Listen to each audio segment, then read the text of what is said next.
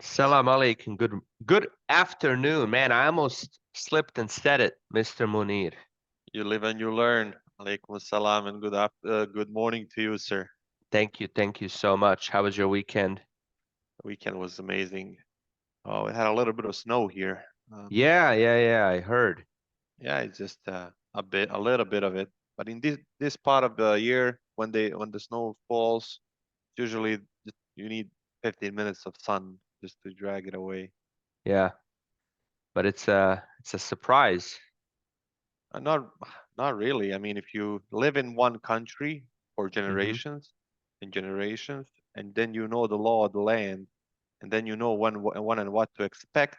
Of course, there is a climate change and everything else, but we always know that in Bosnia, in March, you should have a little bit of snow just around the breaking of spring, and then also in April, you should have something we call goveđa zima.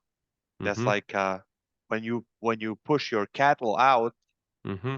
um, usually first time of the year because the grass goes up. There is one day of snow, and that's why they call it like that. But it usually gets in April. So yeah, The more you know, man. more you know, right?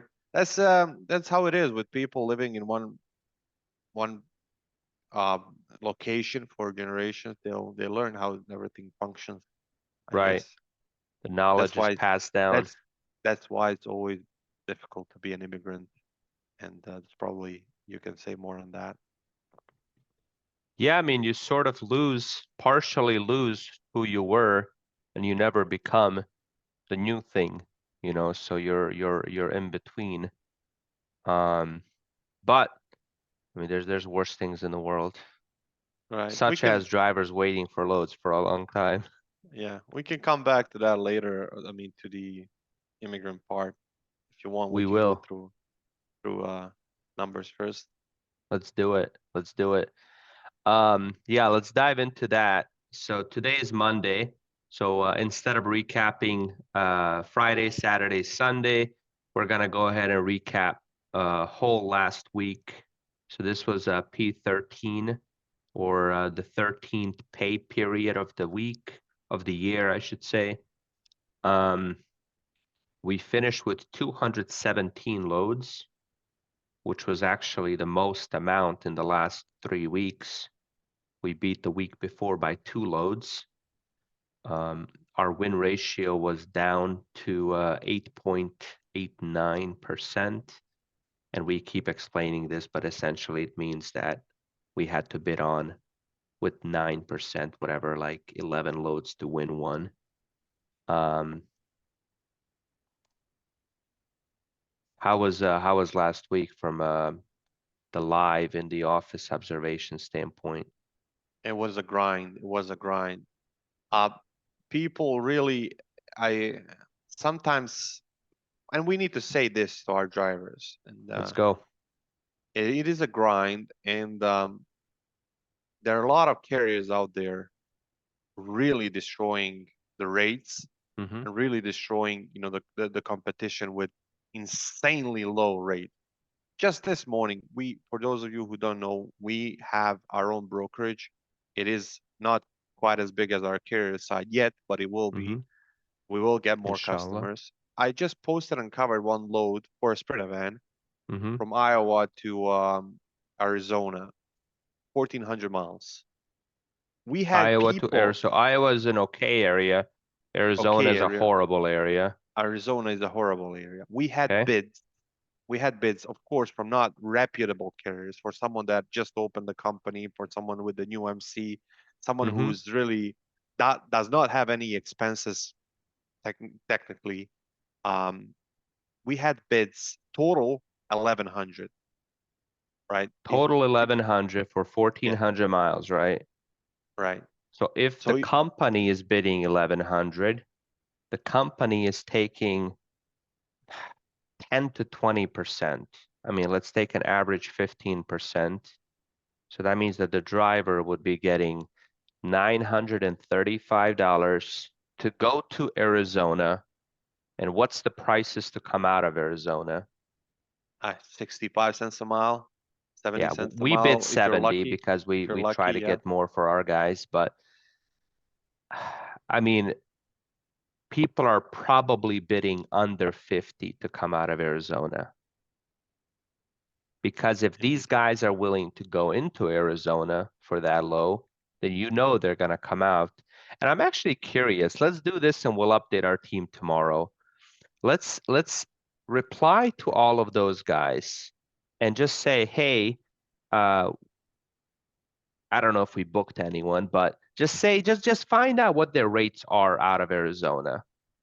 Just say, hey, I'm just kind of, if we didn't book them, say we didn't get this, but just kind of curious. Our customer had an option to make this maybe a round trip.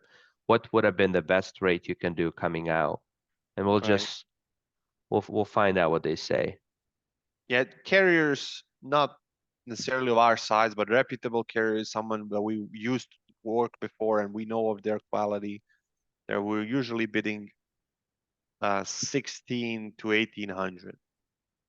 So that's even a little bit more maybe than what we usually bid, but slightly more or on the par with what we usually bid. That's Mm-hmm. 1400 miles, $1,700 bid. That's what we usually bid in order to get a Yeah. load to Arizona. The average driver pay was 1965 gross. That is average. And with these averages, I mean, we've talked about this before too, but you have some drivers who make 1,000 on average every week. I think we have a couple guys that make 500 average, if that, and those are just very unique, weird scenarios where people try to stay very close to home. And then of course, you always have like 10 drivers or 15 drivers that are making over 3,000 every week as well on average. So We yeah, had we're four. working with. Go We ahead. had four that made 4,000 plus. Wow. So Okay, that's we had good. that as well. That's good. Yeah, man. One thing we talk about, and we've been saying in these videos the last few days, is Milestone is a great tool, very powerful, but in the wrong hands, it can be detrimental to the person's earnings too. We've seen some drivers uh, sort of shoot themselves in the foot by putting settings that are very difficult to actually make any money with. Generally speaking, the drivers who earn the most are either very active in the app, or they kind of give us as much control or power or whatever you want to say, just so our dispatch team can set the settings based on their experience and what they think would be best, and then work within those. What I wanted to do today, now before we move on, anything else operationally? Anything fun happened last week to give you a headache? Uh, well, we mentioned a couple of things throughout the week. Right now, not over the weekend, we're gonna have nothing special happening. We have one guy waiting since Friday. He will be Mm-hmm. compensated for that, of course. I think he's already now finished with the load, but that's about it. That's the extent of the operational problems, and that waiting until Monday, it happens once almost every week. So Yeah, it's that's an ongoing problem that's really difficult to predict. If you're late for 30 minutes to the original posting, you might wait Monday because they're yeah, closed. If the initial customer did not have right info, you might wait until Monday. So that's how it goes. Apart from that, yeah. no major updates operational. Nice, nice. Yeah, the operational side, man, that's what can help us or hurt us, when we are running these loads and then, we as in dispatch fail somehow by providing poor communication, or our drivers fail by being late without a valid reason and stuff like that. Um, these things can make a big difference. Um, so we try to prevent that, because when we turn around and place a bid on a load, and if we were late on a different load earlier that week or earlier that day or something, the customer will remember that often and kind of hold it against us. One thing that we briefly spoke about over the weekend and through messages is these customers that we work with that we're kind of trying to figure out how to deal with some of these brokers whose systems and structures and way of doing business is not on our level, I would say. From integrity to professionalism and procedures and policies to everything else, yet, they found a way to have some direct shippers and we end up bidding on their loads. And the problem is when you have like 1 or 2 or 3% win ratio. We always talk about our bid award ratio, and it's at 10% is the average we're typically at. So that means with reputable brokers, we gotta submit 10 bids to win one because our prices are still higher. But then you have a lot of these guys that are, I mean, in many ways, man, not even at our level when it comes to the other things we look at. And with them, it's like our win ratio is 2 or 3%. And there's a lot of things going on. There's some double brokering, I think, on their end. There's some just naturally. I mean, I don't think they have solid customers, so they end up, placing hundreds of bids to win their loads. Or it's just a matter of, their priorities don't align with ours. Um, Not everybody, you know, values professionalism, good communication, good systems. Some brokers out there, they only want the cheapest price and they don't care how the carrier is going to get it there. They don't care about anything. I mean, they don't care if the carrier is insured or not until something bad happens and then all of a sudden they care. Um, but I think we're kind of moving in a direction of qualifying our customers and then putting more time on building better relationships with the better customers. Can you speak on that? Yeah, I mean that would be the goal, but even right now, majority of the business that we do, as I mentioned before in earlier conversations, is done with reputable, bigger companies that really value, or we think that they value over the top, top-notch service that we offer. But it's not like they're the only ones posting loads, and then we need to deal with a lot of those companies that actually are not looking at that. So we could create a system in which there is a special care of those that we know the value are on time, that where you are our dispatch service, and then people in the office and everything else, our drivers, compared to others. We'll need to discuss that further on, but really, um, it's it's it's below pride, I guess, sometimes that we need to go to people that we know we can provide better service to their customers, and then we need to go to them and back for lows pretty much. That's the only thing that's bothering me in that sense. Yeah, and it's something that we've been going back and forth on for a very long time, because we've had cases where we disqualify some brokers and then a couple months later, there's a crisis in the industry and there's fewer loads and then we go to desperation mode and we unblock them.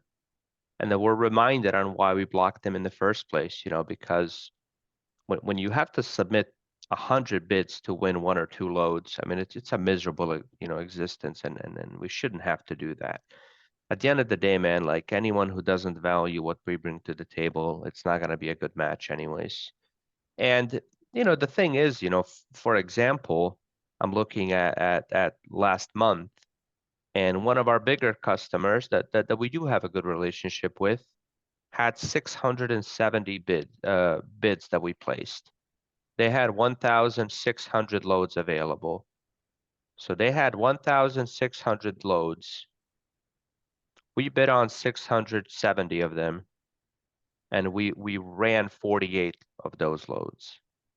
So with these guys, it's not even, I is it 1% of the total loads they had available that we ran? 48 divided by 16, 48. Yeah, I think it's 2% actually, 3% of their total available loads we covered. You know, so it's like instead of begging these, you know, crappy carriers, brokers, and trying to beat out these ridiculous prices, because the only time we move their freight is either when they have no other option or when we're super desperate and bid low. You know, it's like let's instead work on offering the best tracking, the best support, and everything else for the more reputable guys. So we'll play with that. Um, there was something else, man, that beginning of the call I was gonna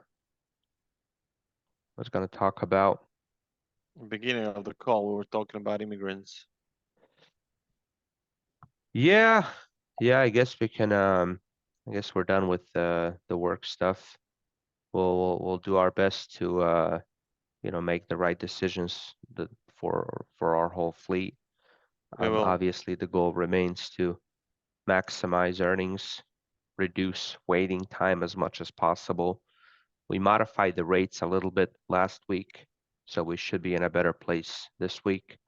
Um, yeah, immigrants, man, they were all over the world, a lot here in the US, the land of the promised, what's it called? The land of opportunity or whatever. Um, hopefully it remains that way, you know. Hopefully it Yeah. remains. In 19, not in 1800s, 1880s, 1890s, I got Europe some was, Blu-ray glasses.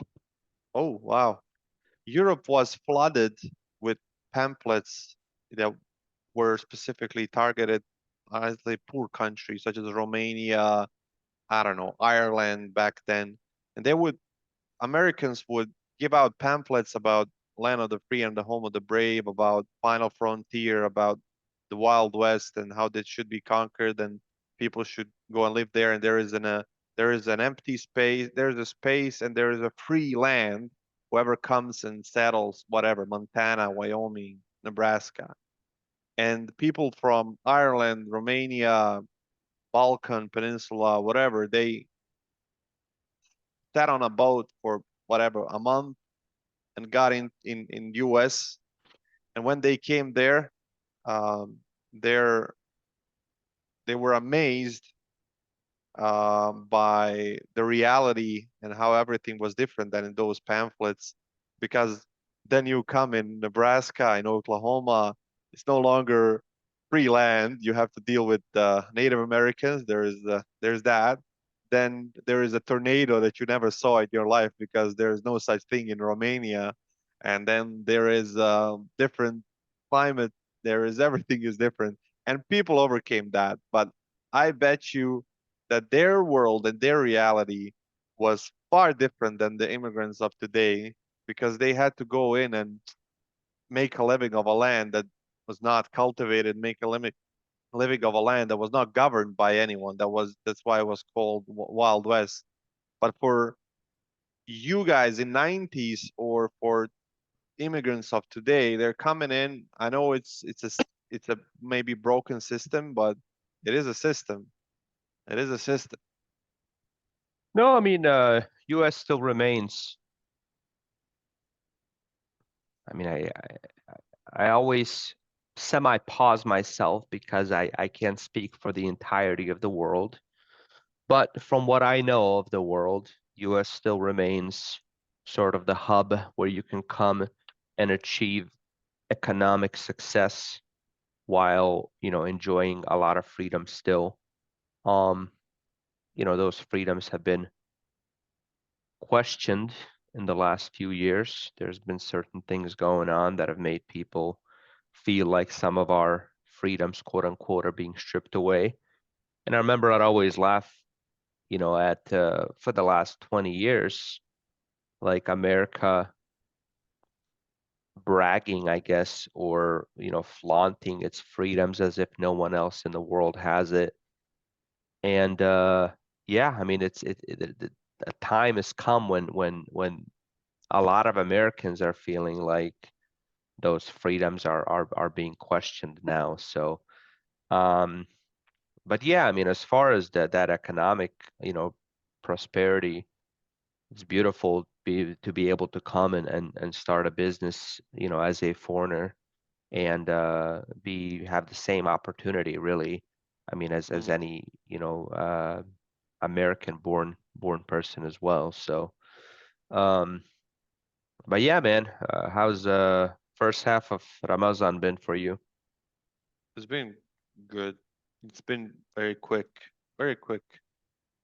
I was not just over the weekend. I thought about it.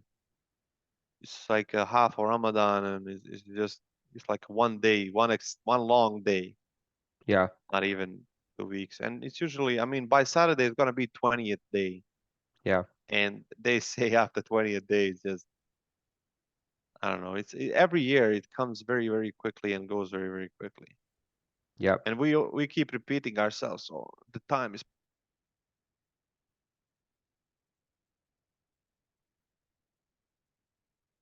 You there?